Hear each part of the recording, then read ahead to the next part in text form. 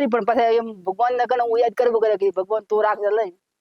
તે ડોક્ટર ને સાહેબો ને બધાને દશા લે અને મારે રેડી દે તો પ્રભુભાઈ ને ભગવાન ગણીને અમે ભાઈ જાય એટલે એના બધા મારા હાથે જ કળબી ઉઠવા બેસવામાં ખૂબ તકલીફ હતી, પછી બહાર જવું હોય તો ખૂબ તકલીફ, એના માટે ટોયલેટની એ દિવસે સુવિધા અમારી પાસે નથી. મારું નામ ભણીવે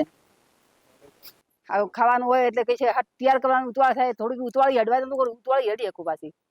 હા ઉતવાળી હડી શકું પાછી 5 વર્ષ તકલીફ હતી એટલે ઓપરેશન કરાય ગુડામાં બળતો આ ગુડામાં ગુડા ને બળતો એટલે ઈ થતો બળી જાય એટલે કોક દઈ હુઈરું હા થતો રાતના ગુડાનો દુખાવો થતો એટલે રાતના ઉઠીને પાછી ગોળી લેવી પડતી ઓપરેશન કરવું આવ્યો પછી લડાય એટલે પછી કીધું ઓપરેશન હું કરું તો પાછો ગુડા મટી જાય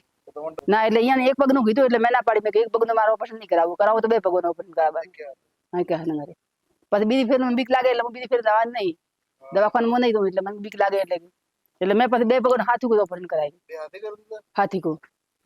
હું તો કહું છું ને કે બધા જણા કોઈ મટતો દુખાવો થતો હોય વધારે તો કોઈ દવાખાને જઈને ઓપરેશન કરાવે તો મટી જાય પણ એની ભાઈ કરી રાખવી પડે પછી પ્રભુ મારે કોઈ દોષ હાલે ને તો દોષ ના હાલવાના કે પ્રભુ મારે એમ કર્યું કસરત કરવી પડે મેં કસરત બાકી મહિનો કસરત નહીં કરી મહિના મારા 8 દાડા બાકી જાય ઢબા ઉપર ચડો નથી ઉતરો સાહેબનો અનુભવ આમ સારો રહ્યો અમારા માટે, રિઝલ્ટ જેટલું જોઈતું હતું એટલું અમને મળ્યું. ના ઝાડાવાળી અમારે શુભ સેવા જલ્દી મળી અને સરસ અને અમારા માટે નજીક પણ ખરી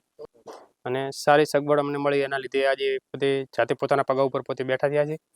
એ બદલ સૌનો ડૉક્ટર સ્ટાફનો અને બધાનો આભાર માનીએ છીએ.